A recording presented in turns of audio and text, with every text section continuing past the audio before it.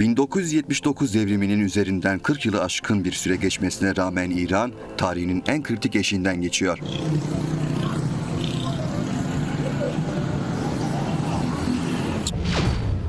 ABD ve İsrail'in ortak hava operasyonları sonucunda dini lider Ayetullah Ali Hamenei ve çok sayıda üst düzey komutanın öldürülmesi, ülkeyi daha önce eşi benzeri görülmemiş bir belirsizliğe sürükledi.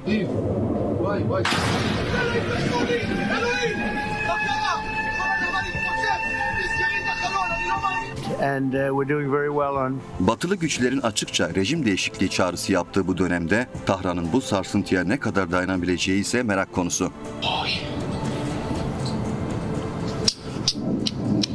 Uzmanlar İran'ın güç yapısının tek bir başa bağlı olmadığını, aksine darbelere karşı son derece dirençli ve kolektif bir mekanizma üzerine inşa edildiğini belirtiyor.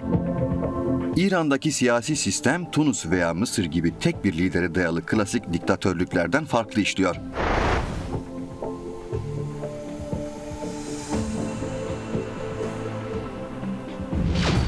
Analistler bu yapıyı mitolojik bir canavar olan Hidra'ya benzetiyor. Bir baş koptuğunda yerini hızla yenileri alıyor. Nitekim Ali Hamenei'nin suikastından sadece 2 hafta sonra oğlu Müşteba Hamenei'nin Halep seçilmesi bu mekanizmanın bir kanıtı.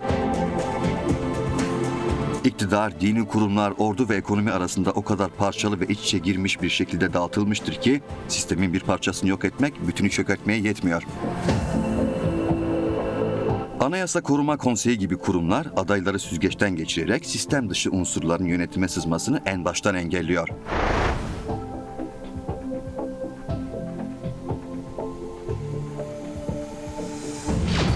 Eğer bürokrasi sistemin iskeleti ise devrim muhafızları ordusu bu yapının kas gücü. Devrim muhafızları yalnızca askeri bir güç değil, aynı zamanda devasa bir ekonomik imparatorluk.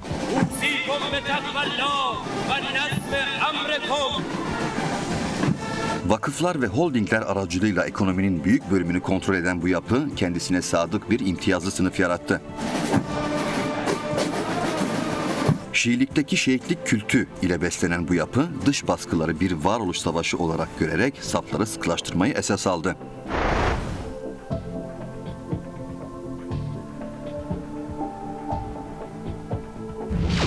Halk tabanında özellikle 2009 Yeşil Hareket, 2022 Jina Amini protestoları ve son olarak Ocak ayındaki kanlı gösterilerle büyük bir öfke birikmiş durumda.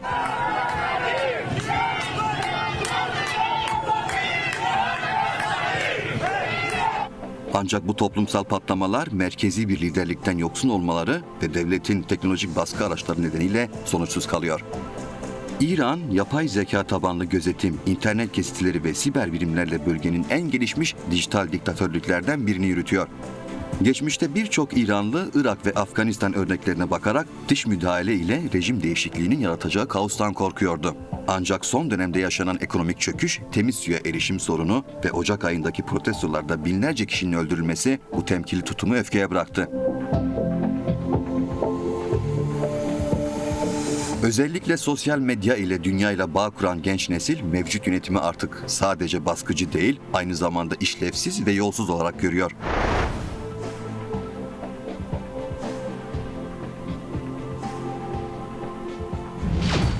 İran'da rejimden memnuniyetsizlik had safhada olsa da sistemde henüz çözülme emaresi görülmüyor.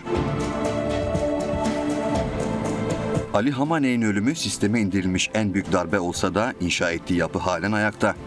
Müşteba Hamenei'nin babasının otoritesini kurup kuramayacağı ve parçalı güç odaklarını bir arada tutup tutamayacağı İslam Cumhuriyeti'nin önümüzdeki yıllardaki kaderini belirleyecek. Herkesin gözü özellikle Ocak ayı protestoları sonrasında İran muhalefetine çevrilmiş durumda. Muhalefet neye hayır dedikleri konusunda birleşmiş durumda ancak neye evet dedikleri konusunda derin bir kriz yaşıyor. Bu belirsizlik bulutu içinde talepleri ve yol haritası en kristalize olmuş kesim Kürtler. Kürtler için neye evet dedikleri bir muamma değil. Yerinden yönetim, kültürel haklar ve çoğulcu bir demokrasiyi içeren somut bir projeksiyon deklare edildi. Jin Jiyan Azadi bu projeksiyonun en somut ifadesi oldu. Kürtlerin duruşu toplumsal muhalefeti dinamik tutan en güçlü damar olmanın ötesinde demokratik ulus perspektifinin sahaya inmiş hali.